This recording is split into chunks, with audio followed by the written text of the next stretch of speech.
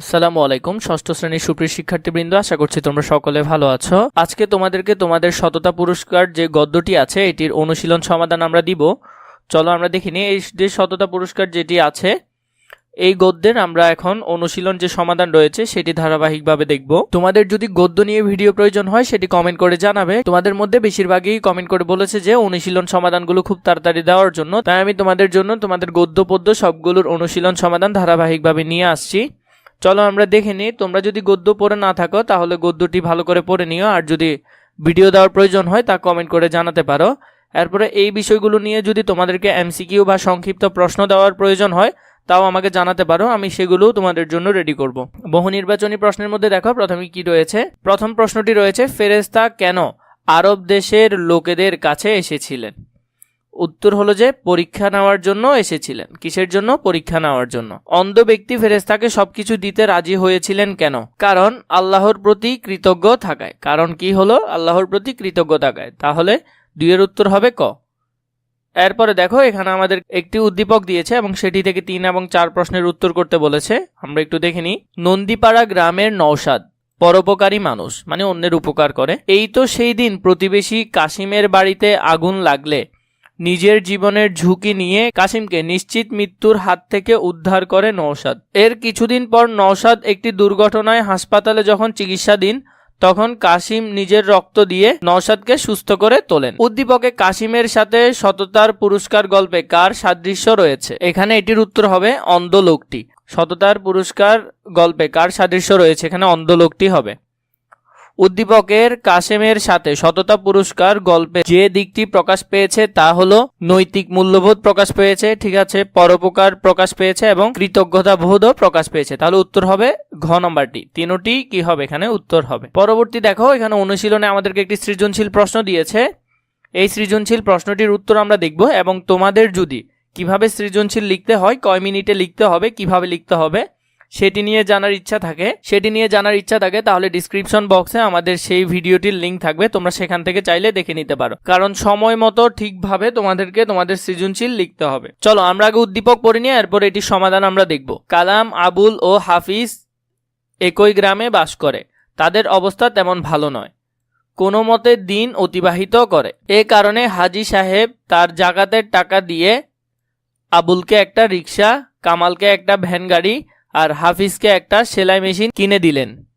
তিনি বললেন, তোমরা পরিশ্রম করে খাও আর তোমাদের সাধ্য মতো গরিব মানুষের উপকার করো। কিছুদিন পর হাজি সাহেব তাদের পরীক্ষা করার জন্য এক ভিক্ষুককে পাঠালেন তাদের কাছে সাহায্য চাইতে। আবুল আর কালাম কোনো সাহায্যই করল না, কিন্তু হাফিজ বিনা পয়সায় ভিক্ষুককে জামাটা সেলাই করে দিল। এই যে উদ্দীপক রয়েছে সেটি থেকে আমাদের ঘ এবং ঘ প্রশ্নের আনসার করতে হবে, কিন্তু ক এবং খ তোমাদের মুখস্থ থাকতে হবে, যেটি তোমাদের বই থেকে তোমাদেরকে ভালো করে শিখতে হবে। আর ঘ গ তোমাদেরকে লিখতে হবে তোমাদের বইয়ের সাথে মিল করে। এখানে উদ্দীপকের যার যার নাম আসছে ওদের কি মিল রয়েছে। চলো আমরা একটু আগে প্রশ্নগুলো দেখে নিই। প্রথম প্রশ্নে বলেছে, স্বর্গীয় দূত কতজন ইহুদিকে পরীক্ষা করেছিলেন? উত্তর হলো ক, স্বর্গীয় দূত 3 জন ইহুদিকে পরীক্ষা করেছিলেন। আমরা গদ্যেও দেখেছি সেখানে 3 জন লোক ছিল, তাহলে উত্তর হবে কি 3 জন ইহুদিকে পরীক্ষা করেছিলেন। খ নম্বর প্রশ্নটি দেখো, স্বর্গীয় দূত মানুষের ছদ্মবেশ ধারণ করেছিলেন কেন? ইহুদি বংশের 3 জন লোকের সততা পরীক্ষা করার জন্য স্বর্গীয় দূত মানুষের ছদ্মবেশ ধারণ করেছিলেন। প্রথমে যখন তোমরা খ নম্বর লিখবে সেটি 2টি প্যারা করে লিখবে। একটি প্যারাতে যেটি হেডলাইন থাকবে এবং যেটি হবে এই লেখার মূল কথা, এবং দ্বিতীয় প্যারাতে তোমরা সেটির ব্যাখ্যা লিখবে। যদিও আমি তোমাদেরকে তোমাদের সৃজনশীল কিভাবে লিখতে হয় সেই প্যাটার্নটি অলরেডি দিয়ে দিয়েছি, তোমরা সেখান থেকে দেখে চাইলে ভালো করে বুঝে নিতে পারো। ইহুদি বংশের 3 জন লোক ছিল, যাদের মধ্যে প্রথম জন ধবল রোগী, মানে ওই যাদের হাতে পায়ে সাদা রোগ হয়, মানে সাদা হয়ে যায়। দ্বিতীয় জন টাকলাওয়ালা এবং তৃতীয় জন হলো অন্ধ। আল্লাহ তাদের সততা পরীক্ষা করার জন্য এক ফেরেশতাকে পাঠালেন। তাই ফেরেশতা তখন মানুষের রূপ ধরে তাদের কাছে গেলেন। তাহলে আমরা খ নম্বরটির উত্তর এতটুকু লিখলেই হবে। ঘ নম্বর প্রশ্নে আমাদেরকে কি বলেছে দেখো, কালাম ও আবুলের কাজের মধ্যে সততা পুরস্কার গল্পের যে দিকটি প্রতিফলিত হয়েছে। দেখো আমরা কিন্তু এখানে দেখেছি আবুল আর কালাম কিন্তু কি করে না, ওই ভিক্ষুকটাকে যে পাঠিয়েছিল তাকে কিন্তু ওরা সাহায্য করে নাই, সাহায্য শুধু করেছিল হাফিজ। তাহলে এখানে কালাম এবং আবুলের কাজের কোন দিকটি প্রতিফলিত হচ্ছে, দিকটি যদি আমরা দেখি, প্রথমে দেখো ঘটি 3 প্যারা করে তোমাদেরকে লিখতে হবে। প্রথম প্যারায় থাকবে হেডলাইন, যেমন এটির উত্তর, কালাম ও আবুলের কাজের মাঝে সততা পুরস্কার গল্পের অকৃতজ্ঞতা ও অসততার দিকটি প্রতিফলিত হয়েছে। তোমরা যদি এই হেডলাইনটি লিখতে পারো তার জন্য তোমরা পাবে 1 নাম্বার। পরবর্তীতে দেখো দ্বিতীয় প্যারায় তোমাদেরকে কি লিখতে হবে, সততা ও কৃতজ্ঞতা বোধ মানব জীবনের অন্যতম শ্রেষ্ঠ গুণ। যে সৎ তাকেই সবাই পছন্দ করে, বিশ্বাস করে। আল্লাহ সৎ ও কৃতজ্ঞ মানুষকে ভালোবাসেন, আর যে অসৎ তাকে ঘৃণা করেন এবং শাস্তি দেন। পরবর্তীতে দ্বিতীয় প্যারার মধ্যে থাকবে যে তোমাদের বই রিলেটেড লেখাটা, বইয়ে আসলে কি তোমাদেরকে জানাতে চেয়েছে। কিন্তু 3 নাম্বার প্যারায় থাকবে উদ্দীপকের সাথে তোমরা কি মিল পেয়েছো, উদ্দীপকের সাথে তোমাদের পাঠ্য বইয়ের আসলে কি মিল আছে। যেমন আমরা একটু দেখে নিই, উদ্দীপকের কালাম ও আবুলের কাজের মাঝে অকৃতজ্ঞতা ও অসততা পরিলক্ষিত হয়, কারণ তারা অন্যের সাহায্য নিয়ে নিজেদের আর্থিক অবস্থার উন্নতি করলেও দরিদ্রকে সাহায্য করতে অস্বীকার করে। তাদের এই অকৃতজ্ঞতার সাদৃশ্য রয়েছে সততা পুরস্কার গল্পের ধবল রুগী ও টাকলাওয়ালার কাজের সাথে। তাহলে এই দুইজনের সাথে ওদের কি রয়েছে, মিল রয়েছে। আমি বলেছি না তোমাদেরকে যে তোমাদের বই এবং উদ্দীপকের সাথে কি মিল রয়েছে সেটি খুঁজে বের করতে হবে, কারণ তারাও আল্লাহর দয়ায় রোগ মুক্তি ও সম্পদের মালিক হলেও পরবর্তীতে তা গল্পের এই দিকটি উদ্দীপকের কালাম ও আবুলের মাঝে প্রতিফলিত হয়েছে। পরবর্তীতে ঘ নম্বরটি যদি আমরা খেয়াল করি, হাফিজের কাজের মধ্যেই সততা পুরস্কার গল্পের মূল শিক্ষা নিহিত, কথাটি বিশ্লেষণ করো। এই যে হাফিজ ছিল যে পরবর্তীতে আসলে সাহায্য করেছে, আসলে সততা পুরস্কার গল্প যে ওই বিষয়টি বোঝাতে চেয়েছে বা মূল শিক্ষা দিতে চেয়েছে সেটি আমরা এখন বিশ্লেষণ করব। প্রথমে তোমাদেরকে বলে রাখি, এই যে বিশ্লেষণ পার্ট রয়েছে এটি কিন্তু 4 ভাগে বিভক্ত। ঘ নম্বরটি তোমাদেরকে 4 প্যারায় লিখতে হবে, তার জন্য তোমরা পাবে 4 নাম্বার।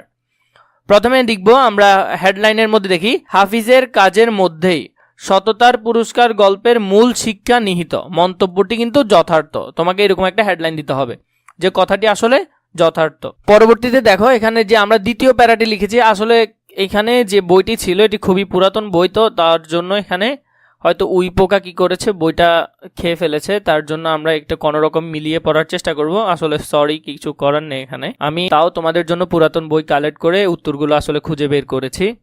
আপাতত এটিতে একটু সমস্যা, কিন্তু বাকিগুলো মোটামুটি আল্লাহর রহমতে ঠিকই আছে। তো আমরা দেখিনি, চলো। এখানে হয়তো হতে পারে যারা ভালো কাজের সময় মানুষের পাশে দাঁড়ান, উপকারীর উপকার করেন, আল্লাহ তাদের পছন্দ করেন, তাদের জীবনে সুখ শান্তি দান করেন, এই ধরনের কিছু হতে পারে। এক্সিট হবে সেটা বলছি না, হতে পারে। তাও তোমরা চাইলে আমার কথার সাথে মিলিয়ে লিখে নিতে পারো, যাতে তোমাদের পরীক্ষায় লিখতে কিছুটা সুবিধা হয়। এখানে হতে পারে উদ্দীপকের যে হাফিজ ছিলেন সৎ ব্যক্তি, এরকম কিছু হবে। সে অন্যের সাহায্য নিয়ে নিজের অবস্থার এবং কৃতজ্ঞ চিত্তে সেই উপকার মনে রেখেছেন, মানে যে তাকে উপকার করেছিল তার কথা মনে রেখেছেন এবং সে ভিক্ষুককে জামা সেলাই করে দিয়েছে, এটা আমরা উদ্দীপকে দেখেছি। তোমাদের ঘতে 4 নাম্বারের জন্য 4টা প্যারা দিতে হবে। এখন এগুলো বোঝার জন্য তোমরা চাইলে আমার সৃজনশীল পর্ব যেটি আছে ভিডিওতে এখানে ডিসক্রিপশন বক্সের নিচে থাকবে, তোমরা সেখান থেকে দেখে নিও, সেটি তোমাদের বেশি কাজে আসবে। কারণ পরীক্ষার হলে বসে টাইম ম্যানেজ করাটা খুবই টাফ, কিভাবে লিখতে হবে সেই বিষয় নিয়ে আমরা ওইখানে বিস্তারিত আলোচনা করব। ভিক্ষুকের জামা সেলাই করে দিয়েছে, এই সততা এবং ভালো কাজের মধ্যেই সততার পুরস্কার গল্পের মূল শিক্ষা নিহিত।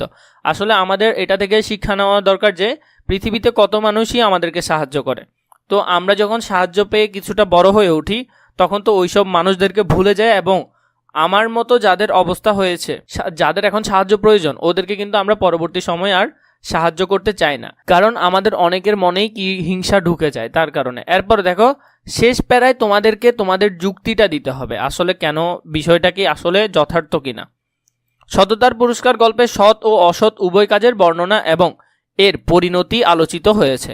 ধবল রোগী ও টাকলাওয়ালা তাদের অকৃতজ্ঞতা ও অসততার জন্য শাস্তি পেয়েছে এবং অন্ধ ব্যক্তি তার সৎ কাজের জন্য পুরস্কার পেয়েছে, কারণ সে কৃতজ্ঞ চিত্তে আল্লাহর দানের কথা স্বীকার করে অসহায়কে সাহায্য করেছে।